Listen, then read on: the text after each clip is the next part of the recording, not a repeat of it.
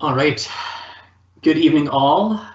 Welcome to the online public information meeting for the proposed rezoning and concept plan amendment at Greyeyes Steele Way in the Rosewood neighborhood.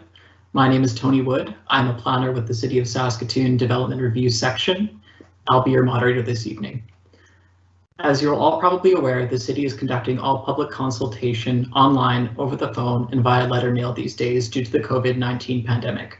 This Teams Live event is one of the many ways that we are attempting to facilitate adequate public consultation while remaining physically distanced. Please note that this meeting is being recorded and will be posted on our Engage page afterwards. This will allow residents who are unable to participate to watch the video in the future.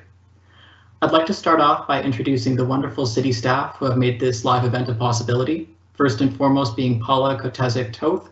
Paula is a senior planner with the Development Review section. He'll be presenting on behalf of and responding to questions for the administration. Our Development Review section manager, Daryl Dawson, is with us tonight as well and may be responding to the occasional question. Last but not least, from the administration, we have our producer, Haven Reese, who is a planner with the Development Review section as well. Haven is our most experienced Teams Live user and has been helping to keep things running smoothly as possible. Representing Ward 9 on City Council, we have Councillor Bev Dubois, who will be providing us with some opening remarks shortly. And of course, I would like to introduce the applicants for the proposed rezoning and concept plan amendment, Murray Totland and Jeff Drexel from Arbutus Properties, who will also be presenting on the proposed development. Thank you all so much for taking the time to join us this evening. Without further ado, I'll turn things over to Councillor Dubois for opening remarks. Thank you very much, Anthony, and welcome everyone this evening. And I would like to thank you all for attending, and I would like to acknowledge that we are on Treaty 6 territory and traditional homeland of the Métis people.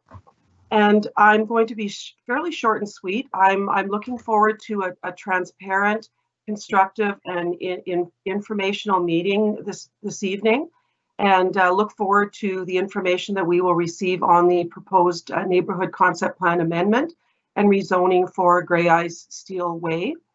And I would like to thank the administration, and I would also like to thank Arbutus Properties for putting this together and being very organized in this virtual world of meetings these days that we are in. So I will leave it at that, and I will turn it back to you, Anthony, and I look forward to the rest of the meeting. Thank you very much. Excellent. Thank you, Councillor Dubois. Now, before continuing, I'd like to briefly outline the structure of this public information meeting. Firstly, we'll be hearing the presentation from the administration, outlining the proposed amendments and how these will function with an existing policy. Following this, we'll have a presentation from the applicant, wherein they'll provide an outline of their proposed development. Paula will then tie off the presentations for us, and we can enter the question and answer period. At that point, I'll be outlining the Q&A function on Teams Live, as well as reviewing our code of conduct. Similar to our regular in-person public information meetings, we'll be requesting that you save your questions until the end of the presentation. Once we've responded to all questions or reached the end of our allotted time, Paula will offer closing remarks and we will end the live event. I'll now turn the virtual mic over to Paula for the presentation from the administration, which will immediately be followed by the applicant's presentation.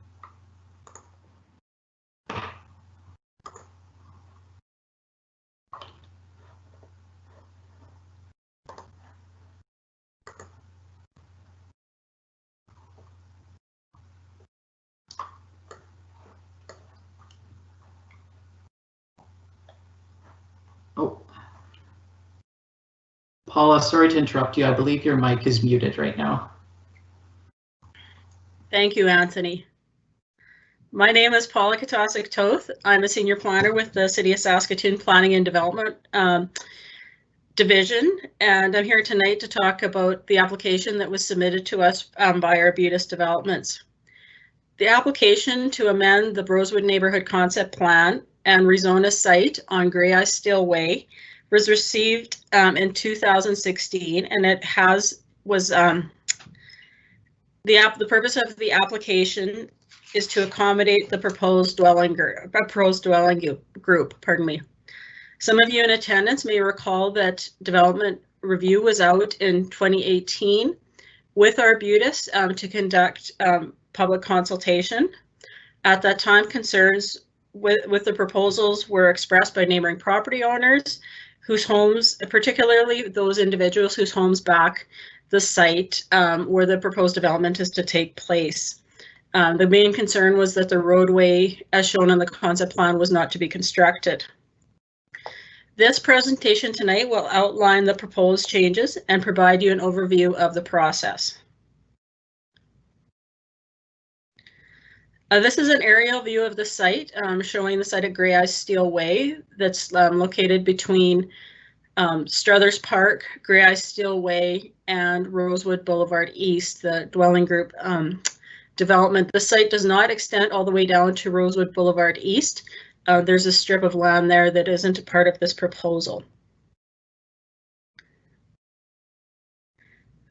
This is the Rosewood Neighborhood Concept Plan, which was originally approved by City Council in 2008. So Rosewood has been under development for more than 10 years. As the neighborhood is built out, the concept plan has changed. So a neighborhood concept plan is a neighborhood level land use plan that guides the development of new neighborhood development in Saskatoon.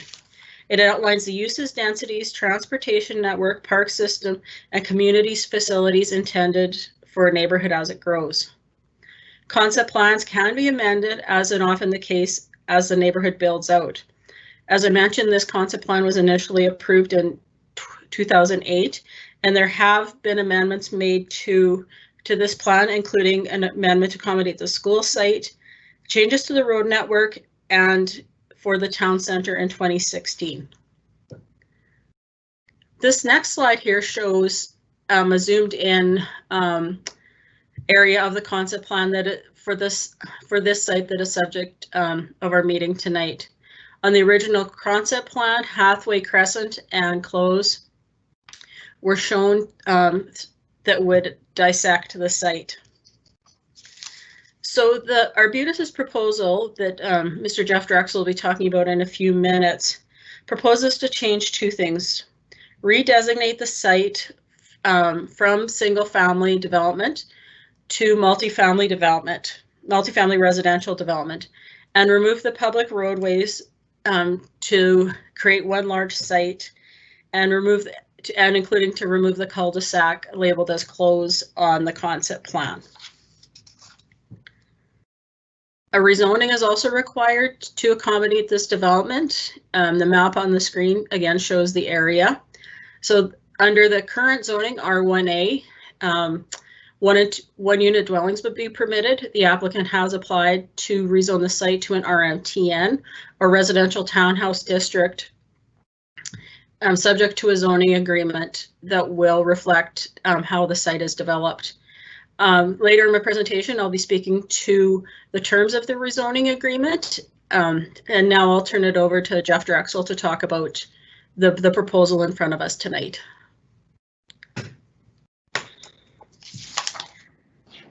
Hi, Jeff Drexel speaking. Thank you to the city, specifically Haven, Anthony, Paula, and Daryl, and Bev for allowing us to speak tonight. I'll start by doing a quick overview of what our plan is. Obviously, we're rezoning this to an RMTN site, but more specifically, it will be zoning by agreement. So we'll be restricted to only developing more or less what you see on the current slide that you're looking at, with a mixture of single family and a few duplexes. We feel that there's an opportunity here to do more of an experimental community in this location that will bring the houses closer to the street front, providing slightly larger yards and bigger park space in between, and just provide a more neighborhood friendly development with kids playground and access to the park. And so we're very pleased with how this is turning out, and we recognize that there was some that the residents and adjacent development wanted to see some things, and we feel that we've tried to address them by creating a green space in front of those units, which we think will add a decent front yard setting. Anthony, if you could move to the next slide.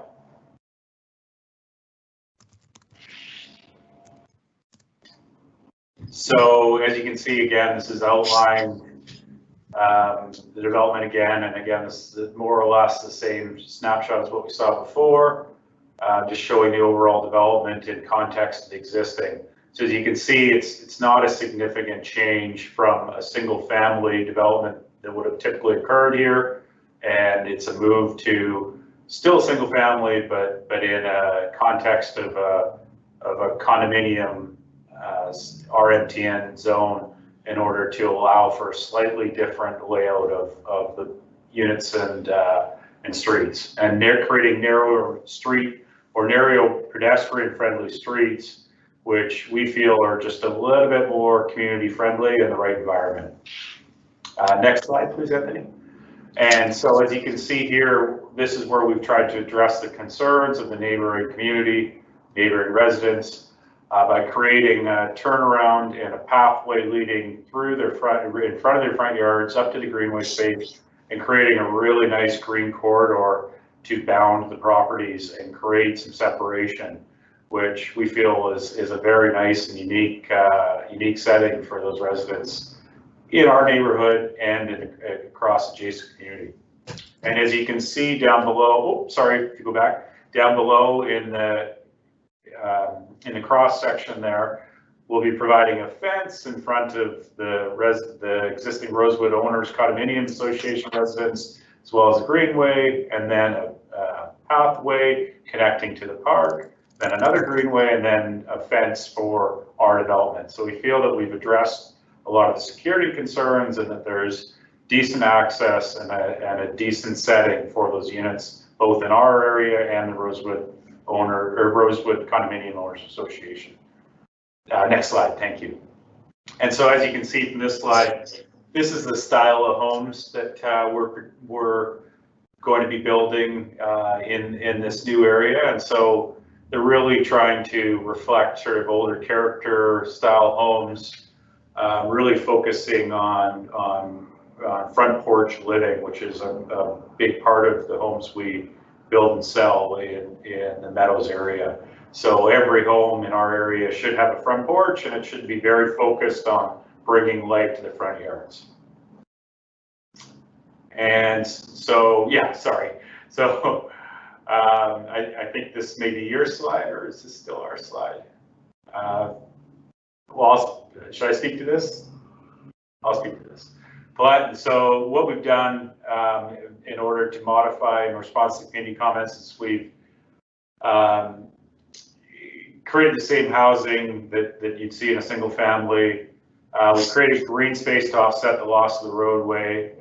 We've created a parkway which will be maintained, and pedestrian access to the North Park. Obviously, we've created the landscaping and fencing as I described in the earlier photo. And we feel, or the earlier slide, we feel that that the connection to the park has a decent impact on the values of those properties surrounding it.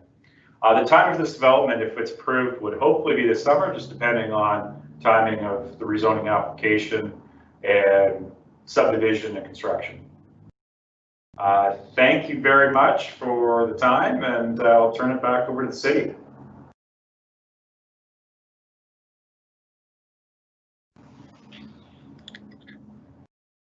Thank you, Jeff. In the summary of what we heard, that was also what the city of Saskatoon has heard through consultation.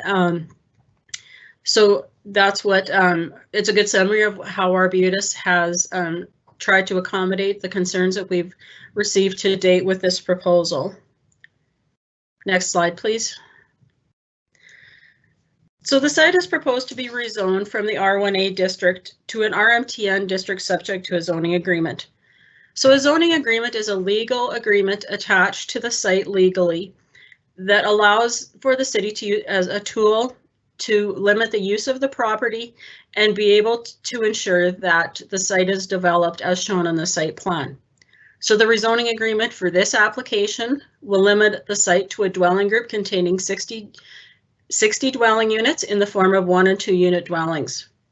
It will also require the developer to develop the site in substantial compliance with the site plan, including public access to Struthers Park to be provided at both southward extensions of the park, develop external green space, development of a 30-meter wide green corridor and pathway as shown on the site plan. Also, the green corridor and pathway will be dedicated as municipal reserve. So what this means is that strip of park that will extend down past the site will be constructed by Arbutus Developments. However, once construction has been complete, it will be turned over to the city and dedicated as municipal reserve. So therefore, the city will be responsible for maintenance of this site along with Struthers Park, and the maintenance will be compatible or, pardon me, the same as Struthers Park. Other standards included in the RMTN district, such as building height, setbacks, and landscaping, will be met. Of course, this site, as it appears on the site plan, does have increased landscaping, generally higher than what we see in typical dwelling group developments, and also in regard to parking.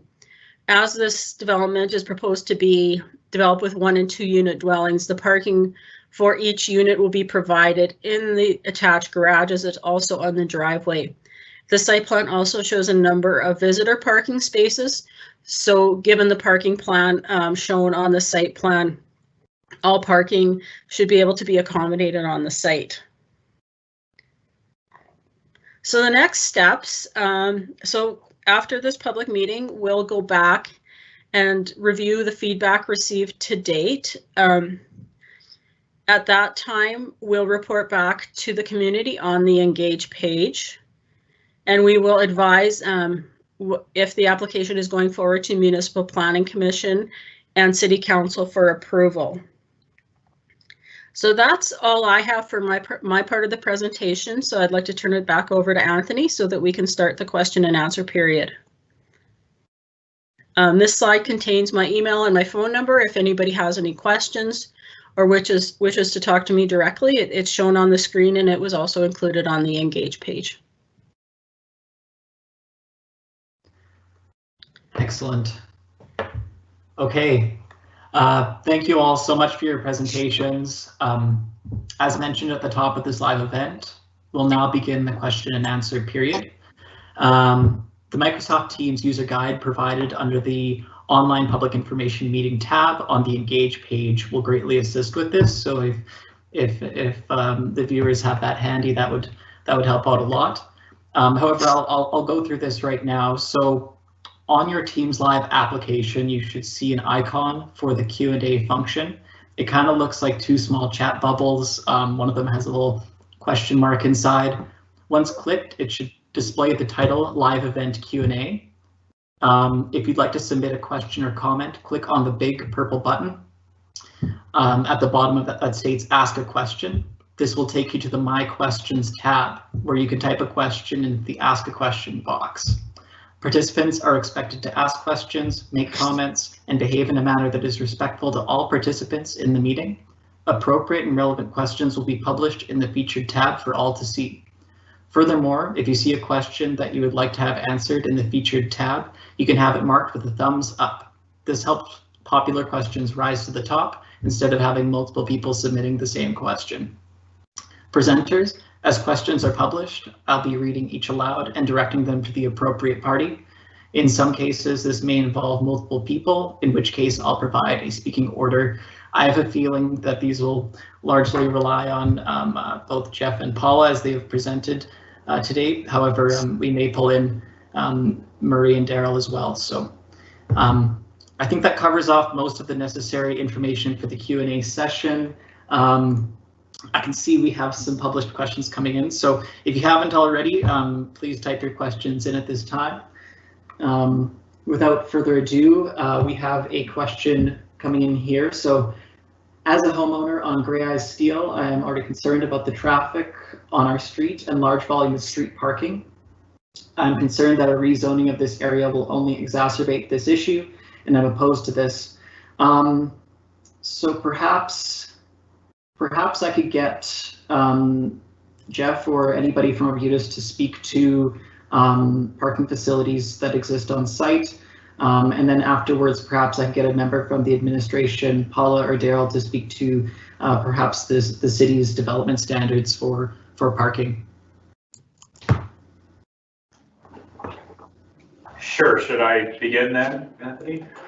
With respect to, I believe the question was relating to increased traffic count. The traffic count really will not increase based on what the existing development was. We're being limited to a maximum of 60 units on the site, which is within 2 units of what the original layout of the single family lot plan that would have existed prior to this rezone. So although we recognize the concern of traffic and we understand the concern, we don't believe that this rezone has any significant change to this change in zoning has any significant change to the traffic impact of the surrounding area. We also, given the opening of Taylor Street, which I believe is just happening today, we believe that some of the traffic on Greyeyes and around Greyeyes should be reduced as Taylor Street is opened and there's more access to the commercial adjacent or to the east, which is primarily Costco. I think that's all I have to add there, unless you've got anything to add, Murray. No, Jeff, I think you hit it right on the head with those comments. Thanks.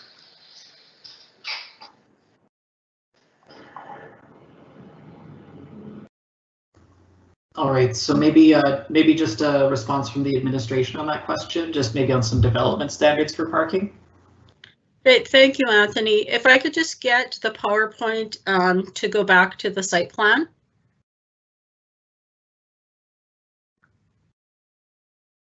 There, that's good. Thank you very much. So the RMTN district does require that parking be provided on site at a rate of 1.5 spaces per dwelling unit per visitor parking. In this development, there is parking on site provided in the attached garages and on driveways. You will also see the square or the areas that look like little rectangles all put together. That's areas of visitor parking, and I believe there's 3 or 4 shown on the site plan. The RMTN district does require on-site parking, so this will satisfy the parking rate, the parking for the site. It should also be noted that for 1 and 2 unit dwellings, such as that are located on Greyeyes Steele Way and Stilling Crescent, there is no parking requirement. Parking is, just on the site, but the city does not have any requirement in the zoning bylaw, as opposed to this site, which will have to provide parking at a required rate. Excellent. Thank you, Paula. So for the next question here, it looks like we have a question directed for the developers here. So will the proposed residence group be gated? And I will direct this question over to Jeff. Thanks, Anthony. Absolutely, it will not be gated. It will be open and free-flowing to the public. We had no intention of gating it, nor restricting any flow. It'll be just like a normal area, other than it's a condominiumized ownership of each individual home lot. Meaning that it's just a slightly different ownership than it would be in a traditional street, but the access and egress will be exactly the same as a traditional neighborhood. And Jeff, if I could just add to that.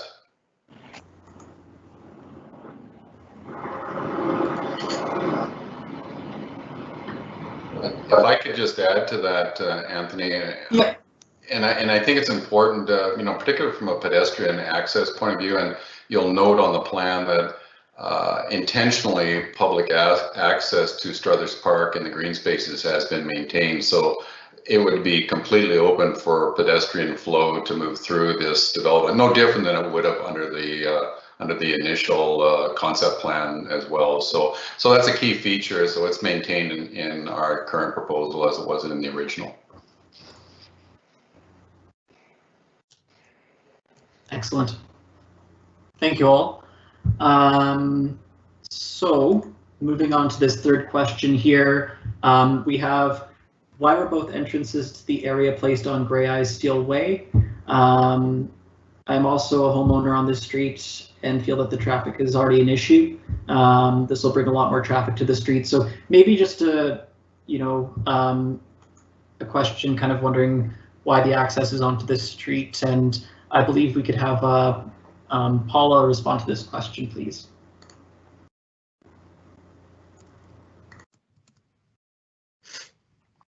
Thank you, Anthony.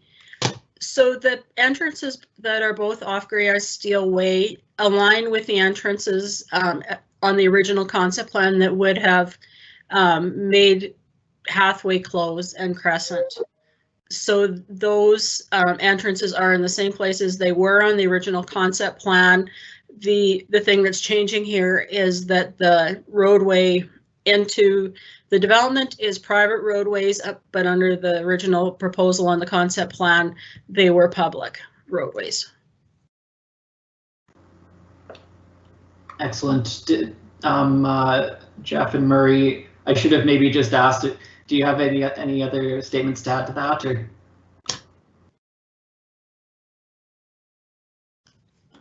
Yeah, I agree. We just followed the concept plan to create as minimal impact to the surrounding development as possible when we proposed this, which aligned with the city's original concept plan. Excellent. All right. Thank you, Jeff. So this fourth question here, we have some concerns about Arbutus completing projects in a timely fashion in the meadows. They're wondering how, they're just looking for some reassurance on how will this project be completed on time. Perhaps I could maybe, I guess, initially direct this one to the developers, Jeff or Murray, and then maybe some follow-up from the administration on any kind of controls that the city would maybe have for that. Sure, I'm happy to respond to that. Believe me, we wish a lot of this was completed on time. A lot of it is market driven, and so we're somewhat beholden to what the market is and what's happening in the general real estate market in terms of the speed of these projects. So I can't really guarantee an end date, but I can assure you that we will do everything in our power to move this along as quickly as possible.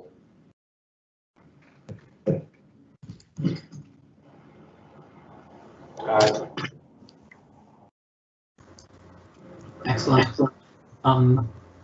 If that's it from Arbutus, we might hear from the administration, perhaps. Thank you, Tony. Mm-hmm. So this site has not yet been serviced or subdivided. So along with the process for that, the city would have servicing agreements in place. So that would outline what work would be required and on what timeline.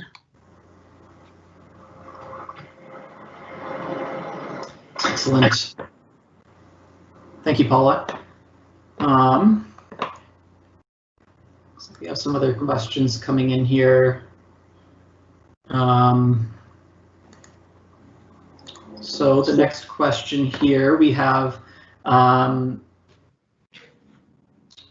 just wondering whether property taxes in the area will be adjusted now that this rezoning proposal has been submitted, or if it is to proceed.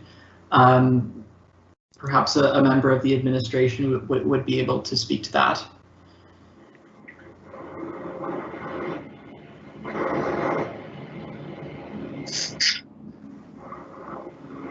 property taxes for the dwellings on Greyeyes Steele Way will not be adjusted.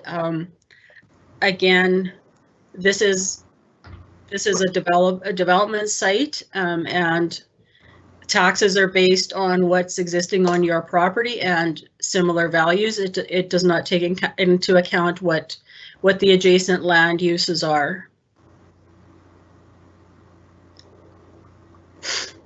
All right. Thank you, Paula. So the next question here.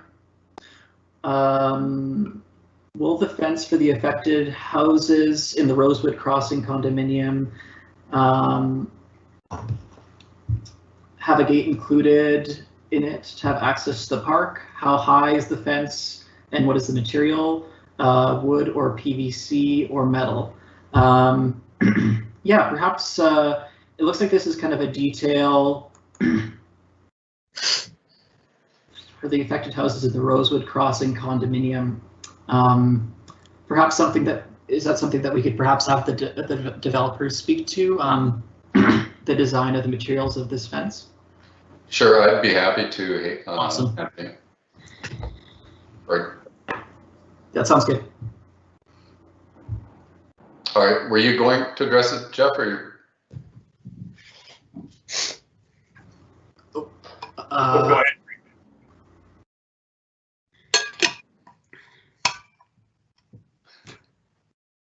Awesome. Feel free to go for whoever from the developer side who's most comfortable responding. There we go. I see they gave me the mic now. Yeah. Yeah, I'd be happy to address that one. And just a bit of background on a bit of the evolution of that green space. When we had initial discussions on this proposal back in 2018, this issue of what was going to happen in front of the Rosewood condominiums was a key issue. So we spent a considerable amount of time following up with affected residents, and through a series of discussions, we settled on a number of things. And what was important was that the green space be created, but it also be part of Struthers Park, if you will, an extension of Struthers Park, and maintained by the city. So we were able to, through discussions with Paula and her group, we were able to come to terms on that, so it would become municipal reserve and part of an extension of Struthers Park. So that was key. And the other was this issue of a fence. It was quite important to the residents, at least the property owners at that time, that a fence of some nature be placed in front of their homes. What they preferred to see or wanted to see was a wrought iron type fence. It would have gates to access that green space. So it would be a metal wrought iron was what our intention was. But, we're certainly still prepared to have a further discussion on that material and exactly what that fence would be before anything was constructed. Excellent. Thank you very much, Murray. So we have a, this one has yet to be published, it looks like, but I'll send it out there. They're wondering, the individual is wondering whether if their home value decreases because of this development being approved, for instance, would this, so if their home value decreases as a result of this development going forward, will this end up affecting their property taxes? Perhaps this is another question that we could have directed to the administration, just the relation of this property to neighboring property taxes. Thank you, Anthony. Yeah. So, property, our research has shown that property values may or may not increase because of the adjacent land uses. I suggest, I'm not an expert in taxes and how they're calculated. I would suggest that the individual contact me after the meeting, and I can provide you with information from our city assessor's office who are experts in this field. Excellent. Thank you, Paula. And once again, and sorry, Paula, just to follow up with that, your email and contact are still available on the Engage page? That's correct. Excellent, thank you.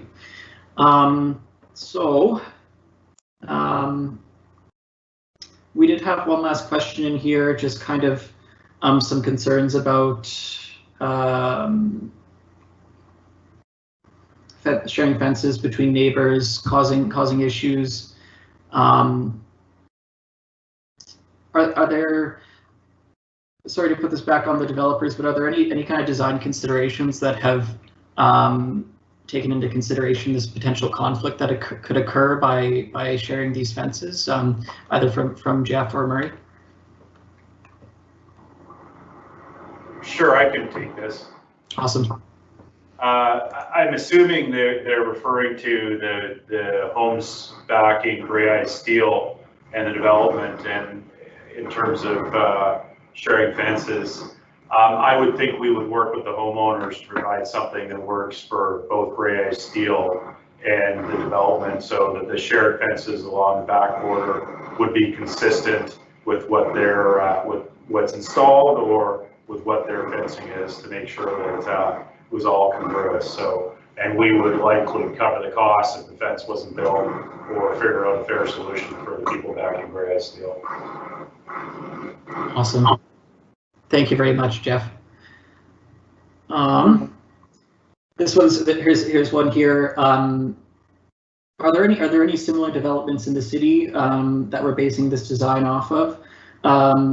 Again, another question we could perhaps look to the developers to answer at first, and maybe just in terms of process, if there's any similarities between some other developments in the city that the administration has processed in the past. We could have Paula follow up afterwards. So I'll turn things over to the developers first to speak to that design. Yeah, I don't know that we've so much followed anything in particular in the city. I'm sure there are examples, but I mean, the only one I can think of that we built was Sterling Gate up the street, which was somewhat similar, although it was more duplex orientated than what this is going to be. And they were walkouts, bungalows, as opposed to just ordinary houses. We've really done some research throughout Western Canada on examples of this. There's a great one in Langley, British Columbia that I would say is a very good example of what this should look like and feel like. And so I think we initiated this decision based off of that research. And so though there's nothing there, you know, there's definitely examples in other cities, and I'm happy to share that with the city so they could share that if they want, or after this meeting, if that's convenient, but not anything in particular, again, other than our development we did just up the street from here, Sterling Gate, which is somewhat similar but different. Excellent. Thank you very much, Jeff. Paula, if there's anything the city's worked on that is somewhat similar in approval process, but to your recollection, but I understand we received quite a few different applications, so it's tough to keep track of them all sometimes. Thank you, Anthony. A townhouse, or pardon me, a dwelling group of 1 and 2 unit dwellings. We have seen them in Saskatoon. I don't know if we've seen them quite as big. There's a similar one in Rosewood. I believe it's a Boychuk development. It's by the school. That one will also is 1 unit dwellings. It was a little bit different building design, but it is similar. It is similar in density to this proposed development. Excellent. Thank you very much, Paula.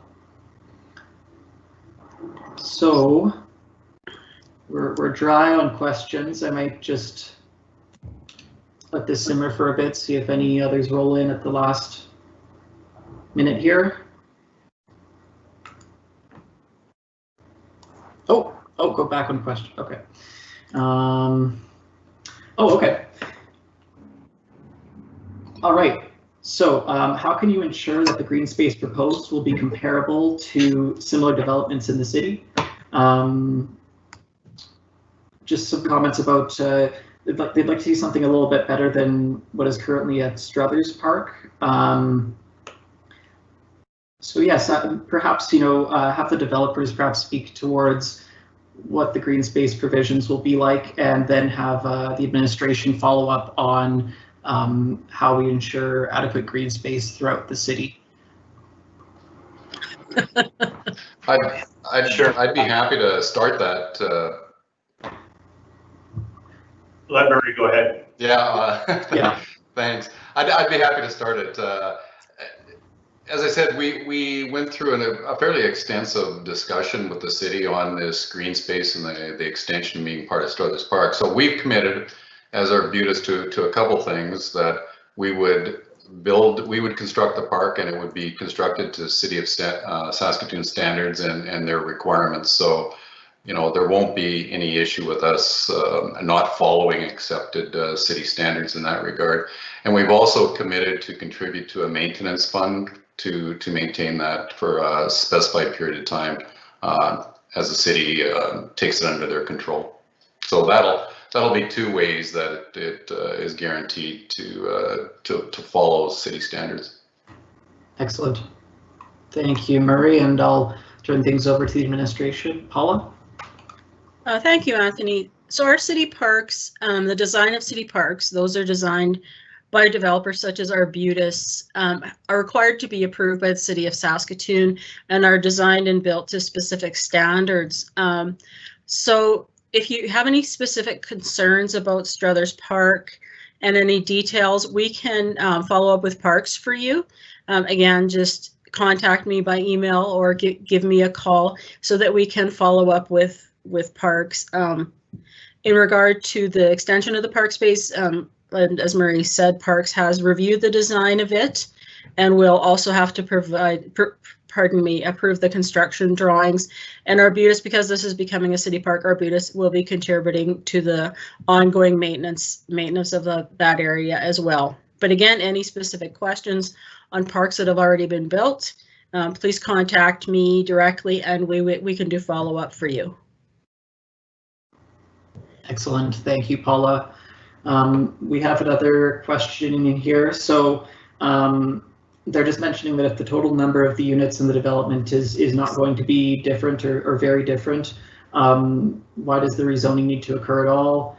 Perhaps we could have the developers speak to the logic behind making the application and why they'd like to change things up a bit.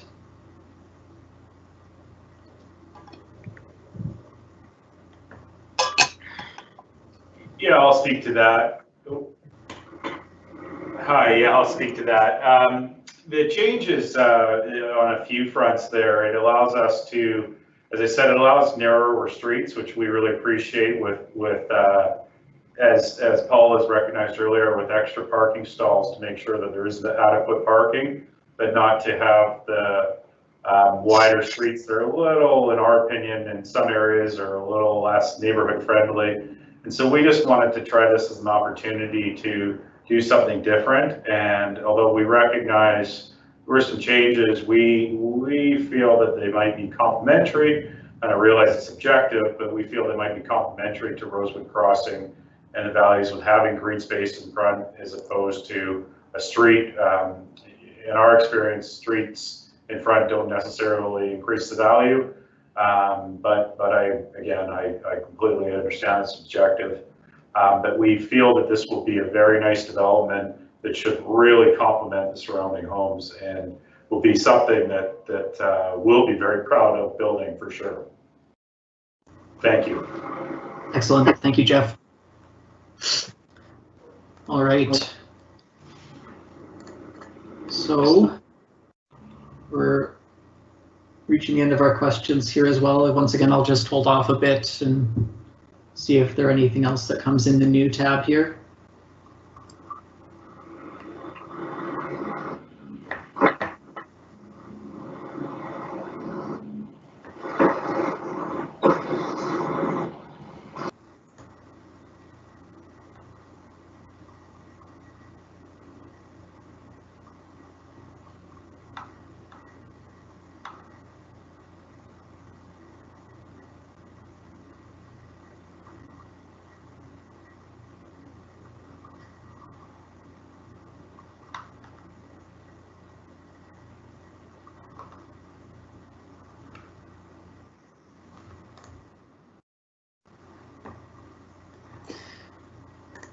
suppose while we're waiting for things to come in, is there anything, perhaps I could just have a question over to the developers right now. Is there any other features about this development that you'd like to highlight at this time? Just provided kind of the assortment of questions that we've ended up receiving this evening.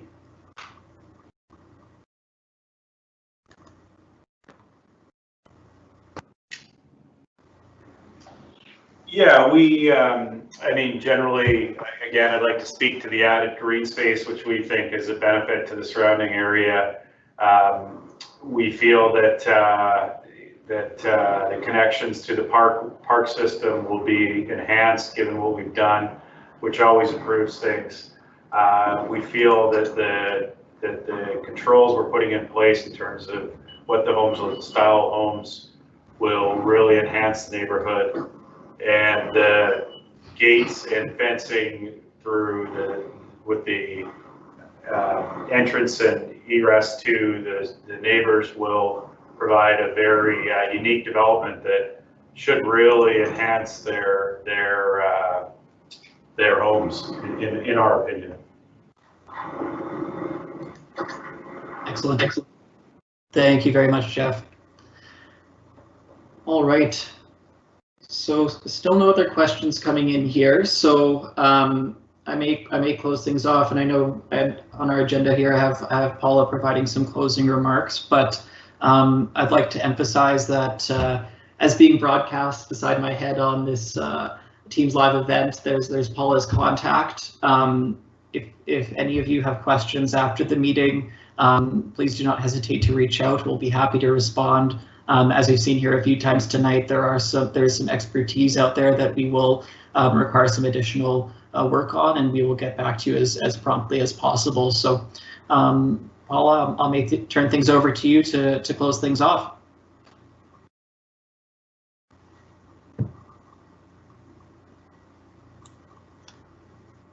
Thank you, Anthony, and thank you to Arbutus, and also to thank you to the Rosewood residents that took time for attending tonight, and also thank you to Councillor Dubois for participating in our online meeting. So the Engage page will be open for a couple of weeks just to allow for additional questions or comments. It's also my understanding that the video will be up, so if any of your neighbors were unable to attend tonight, they'll be able to watch the meeting video again, and they can contact me directly.